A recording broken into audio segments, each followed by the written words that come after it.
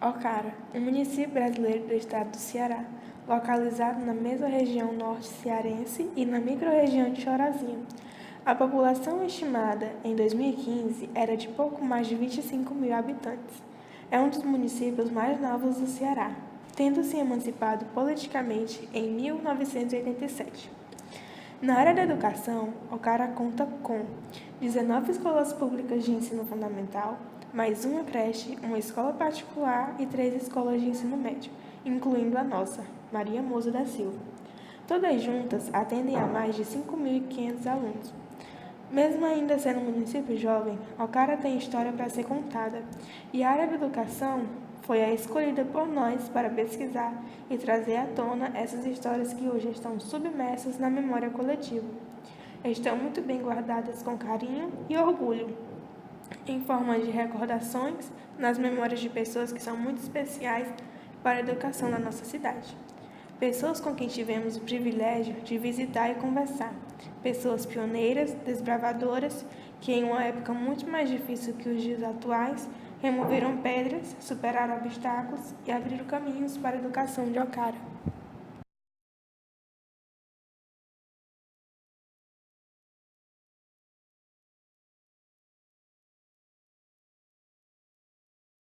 Francisca Sinhá Lopes, mais conhecida como Tia Sinhá, foi a primeira ocarense a se tornar professora da rede estadual, ainda na década de 1960.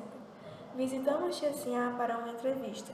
Para nossa tristeza, as limitações da sua idade prejudicaram sua lucidez e ela não conseguiu conversar conosco.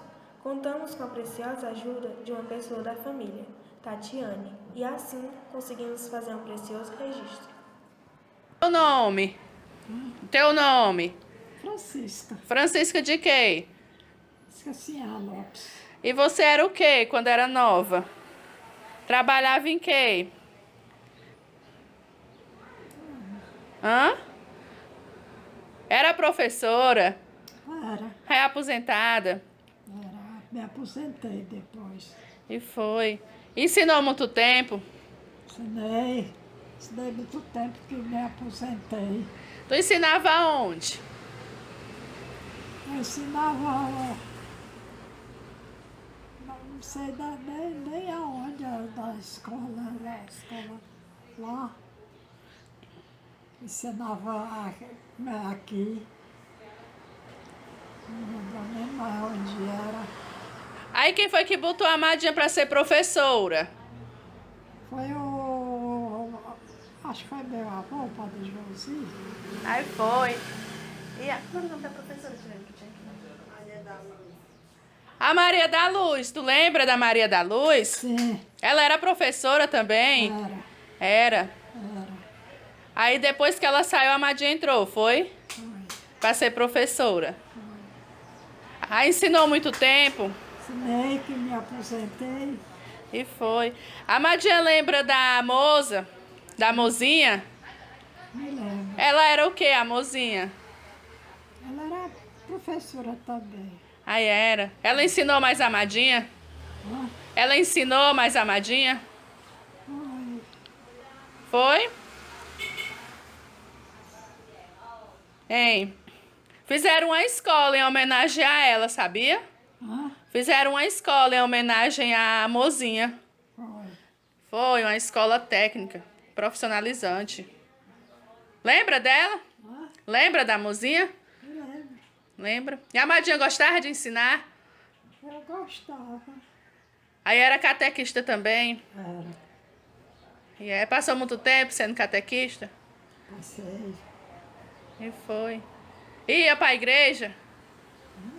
A Madinha é do apostolado, da oração?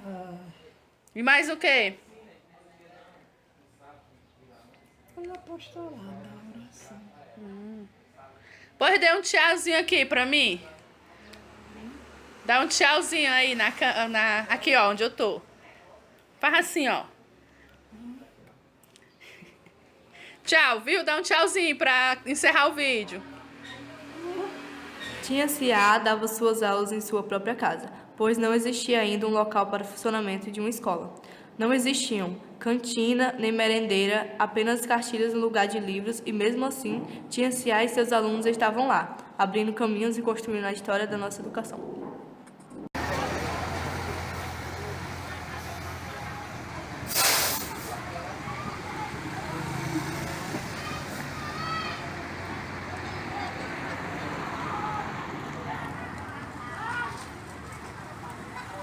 Helena Lopes de Abreu, professora Helena, também faz parte desse grupo que abre caminhos. Se Tia Sinhá foi a primeira carência de rede estadual, Helena foi a primeira de rede municipal, como ela mesma conta. Aí a primeira pergunta para a senhora. Certo. A senhora que escolheu por vontade própria ou ensinou ou viu que era uma necessidade para poder ensinar? Primeiramente, não foi por vontade própria, né? E segundo, porque foi quase uma necessidade, né? Porque antigamente, no tempo que eu fui professora, só existia uma professora aqui do estado, né? Aí nessa época ensinava o quê? Alfabetização, primeiro, segundo, até o terceiro. Que era a Madrinha Sinhá, que hoje não é viva, bichinha, até acho quase 90 anos, se não tiver 90. Aí então, eu fui aluna dela muitos anos, né? Fiz até a terceira série com ela. Aí um dia aí tudo que ela queria era comigo, né? Era da igreja, eu era cantora da igreja, era para representar as festas da igreja, ela me chamava, né? Para me receber padre quando vinha fazer Santas Missões. Aí um dia ela perguntou: Helena, tu quer ser professora? Quer ensinar? Eu disse: quero, Madre Sinhá. Então o padre Antônio Felipe era o vereador da Ocara, né? Aí, nesse tempo, a Ocara era distrito de Araguaiaba, não era município, né? Aí ela perguntou se eu queria, eu fui aceitar. Onde era o lugar e como era? E como a senhora ensinava? O lugar que eu ensinava era nessa casinha aqui, que ela era de taipa, né? Na época. Uma salinha bem pequenininha, que a casinha só tinha a sala, o quarto e a cozinha, que era toda de taipa, né? Então, eu ensinava 25, 30 alunos dentro dessa salinha. Aí não existia cadeira como hoje, né? Cadeira de luxo, de braço, boa. Era uma mesa grande, com 2 bancos, a gente chamava banco, né? Que era uma tábua de madeira com os pés assim. Aí colocava um do lado do outro, aí botava do lado da mesa, do lado da outra e sentava os alunos todinhos, né? Tava 2 mesas. Pois é, aí era nessa. Aí meu pai viajava para Araguaiaba, né, a cavalo nessa época, não tinha transporte.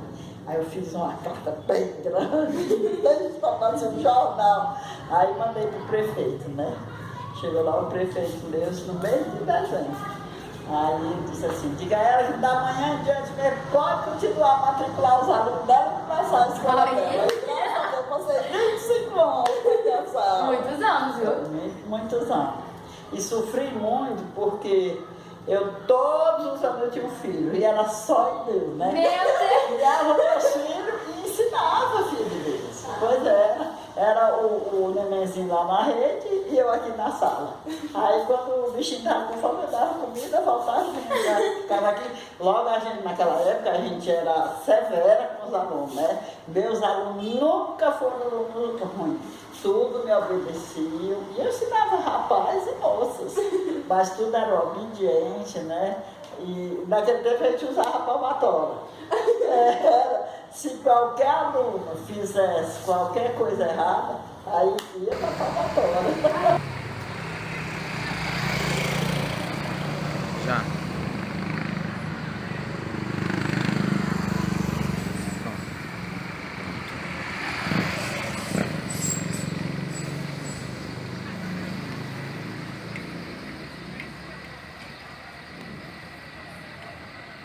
Mas o pioneirismo dessas professoras não param por aí. Apesar de ter hoje um número considerável de escolas, Ocara ainda não conta uma universidade. Isso faz com que os jovens que terminam o ensino médio tenham que estudar em outras cidades. As cidades que mais recebem universidades de Ocara é Quixadá. Atualmente são cerca de 135 que se deslocam diariamente para a terra dos monolitos e contam com transporte públicos para realizar o deslocamento. Mas nem sempre foi assim. No início de tudo, não havia nada. Nada além de um grande e inacreditável desafio. E mais uma vez, alguém estava lá abrindo o caminho. Maria Neta de Oliveira. Bem, Quando eu iniciei a faculdade em Quixadá, foi em 91. Eu tive muita dificuldade, tanto para ir como para estudar lá, né? Porque a faculdade, ela passava por um período de, digamos, de decadência, né? Poucos professores, tinha 3 cursos apenas. Eu fazia pedagogia. O meu curso era o curso que tinha mais gente, mas também era um curso que tinha poucos professores. E eu tinha que sair à tarde, deixar minha turma de 4ª série. A Nilza ficava, minha irmã ficava com eles e eu saía à tarde para pegar uma carona para chegar até Quixadá. Quando chegava lá, eu assistia aulas. Quando terminava, mais ou menos 10 horas, eu ia para a rodoviária para esperar um transporte, um ônibus. Voltava, descia na placa e dormia na casa de um professor, do ex-professor, seu Raimundo. Esse processo foi muito longo, assim, porque eu acho que eu passei, bem 2 anos nesta luta, né, sozinha. No início eu tinha uma companheira de viagem, né, que era a Zuleide, mas logo ela desistiu. A faculdade em si, ela tinha bons professores, mas também a gente tinha professores que não entendiam o trabalhador, estudante. Eu tive uma professora que ela chegou a dizer para mim: ou você estuda ou você trabalha. Porque eu sentia muito sono, eu dormia pouco e eu tinha que ir à tarde ensinar um pouco meus alunos e voltar e ir direto para a sala de aula.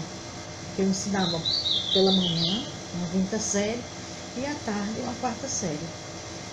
Isso eu sofri muito nessa época, porque não tinha transporte, era muito complicado a gente chegar até Quixadá. Muitas vezes, quando a gente ia chegando, aí já via gente voltando, dizendo assim: não tem aula, porque o professor não veio. Então, se era uma aula de 6 horas, que é chamado F, né? Então, eu teria que ficar na rodoviária até 10 horas da noite, e se o ônibus não viesse, eu tinha que ficar até mais ou menos 1 hora da manhã. E no final de mais um dia, talvez em muitos casos também, após uma cansativa jornada de trabalho, lá vão eles, lá vão os universitários de Ocara indo mais uma vez para Quixadá. Hoje, são eles que abrem novos caminhos através da educação. Muitos deles nem saibam como tudo isso começou. Não saibam o que a professora Oliveira teve de enfrentar para abrir este caminho que hoje são eles que trilham. Uma coisa é certa, desde tia Sinhá, passando por professora Helena, professora Oliveira e tantos outros que vieram depois dela, até chegar nos universitários de hoje, que continuam a abrir caminhos, a educação de Ocara só tem a agradecer.